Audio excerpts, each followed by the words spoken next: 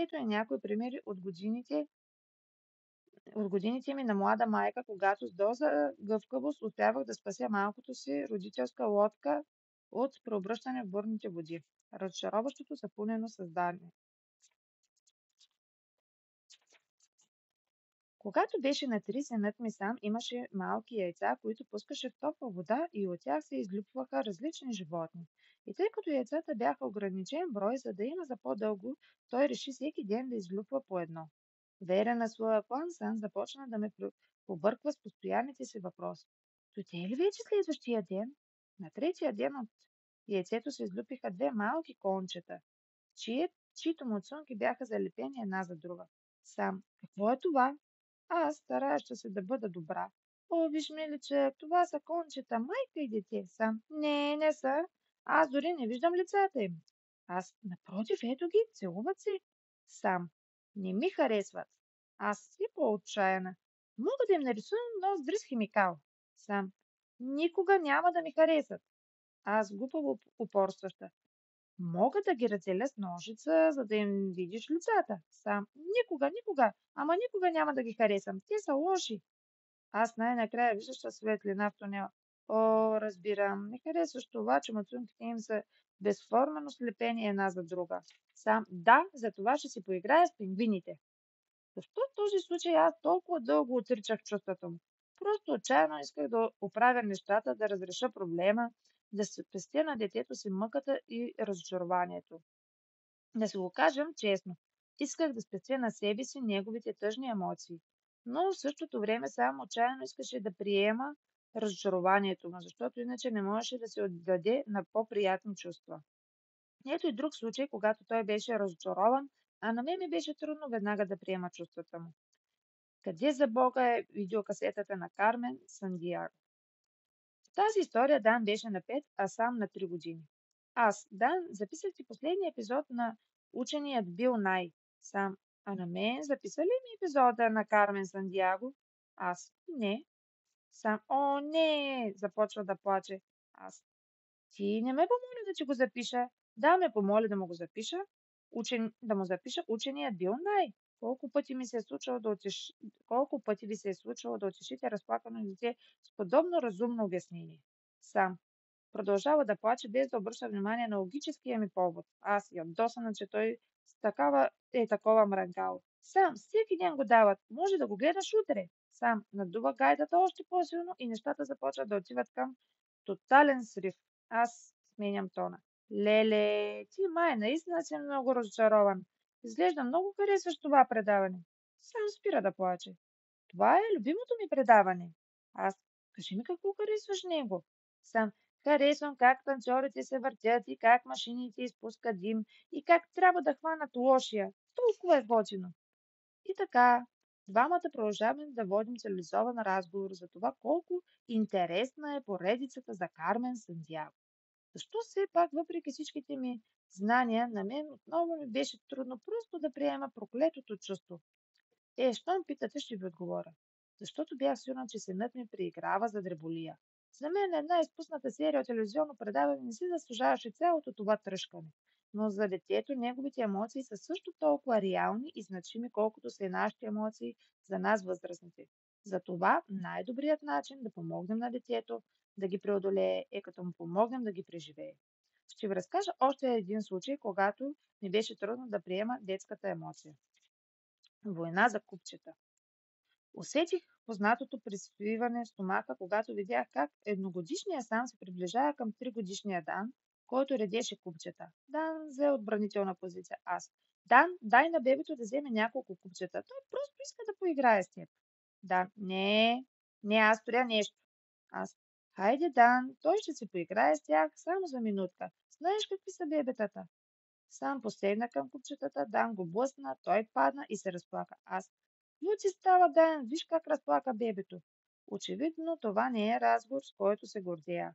Но хубавото на това да бъдеш родител е, че ако веднъж се издъниш, почти винаги получаваш втори шанс. Същият сценарий се повтори още няколко стотин пъти, така че аз имах предостатъчно възможности да мина на поправителен. Ето едно от по-добрите ми представления. Дан си пази купчетата от приближаващия се сам. Дан, не, не, не, не. Аз, назовавайки неговите чувства. О, не, ти май сториш нещо специално, а гигантското бебе идва да ти го развали. Какъв ужас, Дан. Ето, вземи.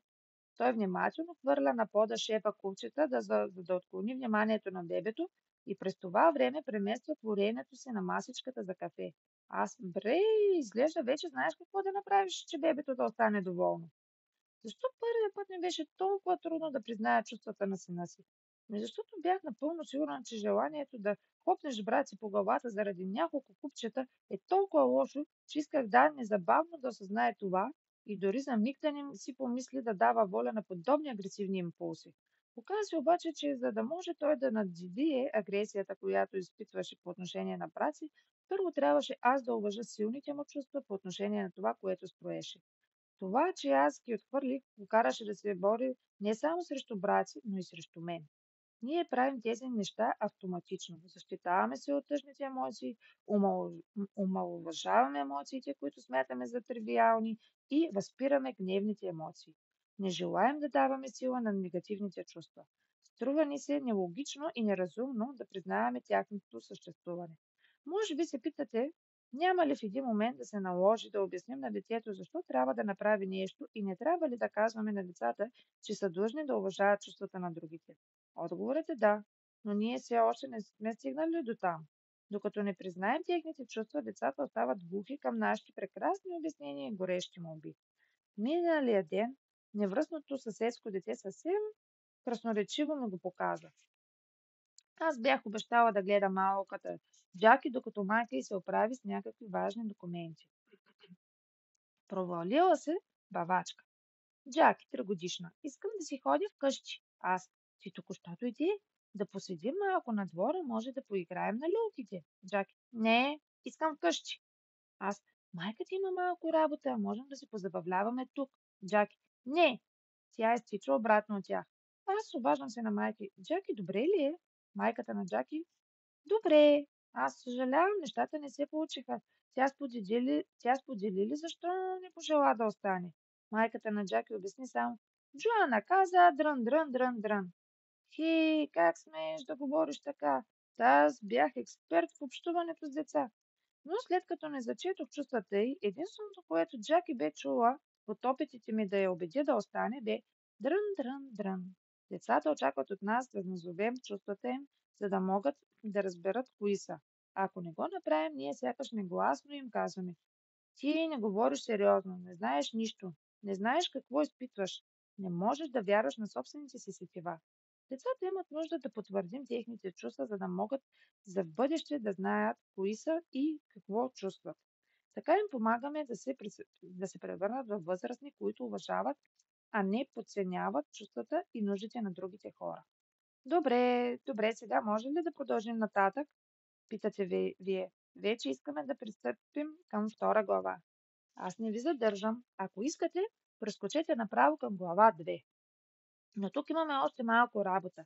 Идеята за приемането на чувствата е толкова важна и фундаментална, че преди да се присъединя към вас, следващата глава ще разгледам още някои варианти по темата. Обзалагам се, че ако се направи труда да приема детските чувства, в проблемите ситуации, много домашните ми конфликти ще се разрешават без да се налага изобщо да поглеждам към втора глава. Ето още няколко идеи относно това как да накараме могъщия инструмент на приемането на чувствата да работи за вас. Много важен момент. Потиснете всички но.